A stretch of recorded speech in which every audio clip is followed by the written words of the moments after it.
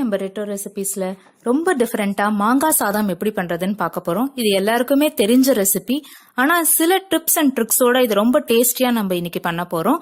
நான் இன்னைக்கு ஒரு கடாயில 2 டேபிள் ஸ்பூன் எண்ணெயை சேர்த்திருக்கேன். அந்த எண்ணெய் சூடானதும் 1 டீஸ்பூன் கடுகு, 1 டீஸ்பூன் உளுந்தப்பருப்பு, 1 டீஸ்பூன் கடலைப்பருப்பு, ஒரே ஒரு காஞ்ச மிளகா, ஒரு பெரிய பச்சை மிளகாவை 4 கிள்ளி போட்டிருக்கேன். இது எல்லாமே அந்த எண்ணெயில பொரியட்டும். அது பொரியிற வரைக்கும் நீங்க ஃப்ளேமை சிம் ஆக்கிக்கோங்க. இது நல்லா பொரிஞ்சிட்டு இருக்கு. உங்களுக்கு காரம் அதிகமா தேவைப்பட்டதுன்னா நீங்க பச்சை மிளகாவையும் அந்த காஞ்ச மிளகாவையும் எவ்வளவு வேணுமோ அவ்வளவு சேர்த்துக்கலாம்.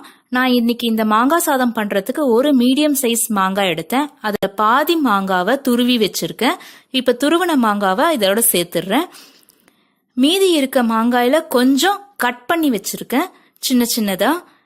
உங்களுக்கு மாங்காய் நிறைய பிடிக்கும் அப்படின்னு நினைச்சீங்கன்னா நீங்க நிறைய மாங்காவை சேர்த்துக்கலாம். நான் இப்ப சொல்ற அளவு 2லேருந்து 3 பேர் சாப்பிட்ற சாதம் அளவு. இப்ப நான் கட் பண்ணி வச்சிருந்த மாங்காவையும் சேர்த்துட்டேன். இது எல்லாமே அந்த எண்ணெயில வதங்கட்டும். இது ரொம்ப நேரம் எடுத்துக்காது. ஒரு 2 or 3 மினிட்ஸ்ல ஈஸியா வதங்கிடும்.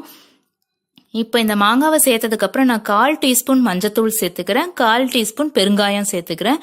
இதெல்லாம் தான் அதுக்கு வாசனையும் கலரும் கொடுக்கும். ஸோ இதை அவாய்ட் பண்ணாதீங்க. இப்ப நல்லா வதங்கட்டும். இந்த மஞ்சத்தூள் சேர்ந்து அந்த கலர் மாறட்டும். அந்த மாங்காயில நல்லா வதக்கிக்கலாம்.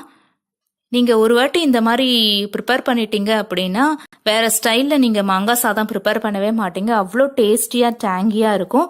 ரியல் மேங்கோ லவர்ஸ் எல்லாருக்குமே ரொம்ப மவுத் வாட்டரிங்கா இருக்கும் இது பார்க்கும் போதே. அப்படி ஒரு மாங்காய் ஸ்மெல்லும் டேஸ்டும் இதுல இருக்கும். நீங்களும் ட்ரை பண்ணி பார்த்துட்டு உங்க கமெண்ட்ஸை மறக்காம அனுப்புங்க. இப்ப இது எல்லாமே நல்லா வதங்கியாச்சு. நான் இன்னைக்கு ஒரு ஆழாக்கு சாதம், அதாவது 200 கிராம் சாதம் எடுத்தேன். அதை வேக வச்சு வச்சிருக்கேன். அது போடுறதுக்கு முன்னாடி 2 டேபிள் ஸ்பூன் கருப்பு கடலையை வேக வச்சு இதுல சேர்த்துக்கிறேன். எல்லாமே ஒரு ஆடிங் ஃபிளேவர் தான். உங்களுக்கு அந்த கடலை சாப்பிட்றதுக்கு பிடிக்கும்னா அதையும் நீங்க நிறைய எடுத்துக்கலாம். கொஞ்சம் கொத்தமல்லி தழையும் சேர்த்திருக்கேன். இது எல்லாத்தையும் ஒன்னா சேர்த்து வதக்க போறேன். அந்த கடலைப்பருப்பை ஊற வச்சு குக்கர்ல வேக வச்சு எடுத்துக்கோங்க. நம்ம இது வரைக்கும் எதுக்குமே உப்பு போடல. எல்லாமே வதங்கட்டும். வதங்கியாச்சு. நான் வேக வச்சு வச்சிருந்த சாதத்தை இப்ப நான் இதுல சேர்த்துக்கிறேன். இதுக்கு நீங்க பாசுமதி யூஸ் பண்ணீங்கன்னா டேஸ்ட் இருக்காது. நீங்க எப்பயும் சாப்பிட்ற புழுங்கல் அரிசியோ இல்ல பச்சரிசியோ சேர்த்துக்கோங்க. இந்த சாதத்துக்கு தேவையான உப்பு அந்த மாங்காய் கலவையோட எவ்வளோ வேணுமோ அதை சேர்த்துக்கோங்க.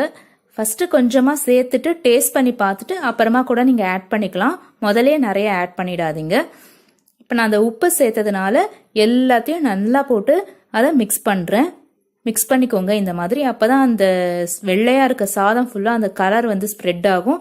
அதே மாதிரி துருவி வச்சிருந்த மாங்காய், கட் பண்ண மாங்காய் எல்லாமே எல்லா இடத்துலயும் போய் சேர்ற மாதிரி இருக்கும். இல்லைன்னா அது எல்லாமே மொத்தமா ஒரே இடத்துல இருக்கும்.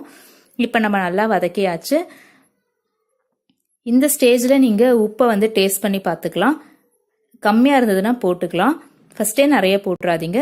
இப்போ கடைசியா நான் மீதி வச்சிருந்த மாங்காவை மிக்சியில தண்ணியை சேர்த்து ஜூஸை அரைச்சு ஃபில்டர் பண்ணி எடுத்து வச்சேன்.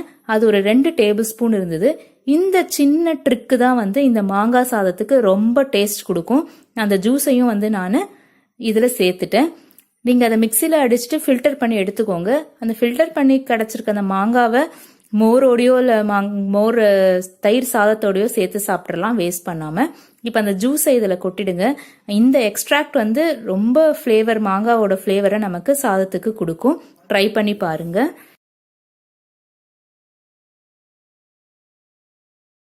ரொம்ப டேஸ்டியான மாங்காய் சாதம் இப்போ நமக்கு ரெடி ஆயாச்சு. இது 2லேருந்து 3 பேர் சாப்பிட்ற அளவுக்கு இருக்கும். இந்த மாதிரியான ரெசிபிஸ் ரொம்ப ஈஸியா டேஸ்டியா குக் பண்றதுக்கு நீங்க மைதிலிஸ் ரெட்டோ ரெசிபிஸை சப்ஸ்கிரைப் பண்ணிக்கோங்க. சப்ஸ்கிரிப்ஷன் இருக்கவங்க நோட்டிபிகேஷன் ஆன் பண்ணிக்கோங்க. தேங்க்யூ.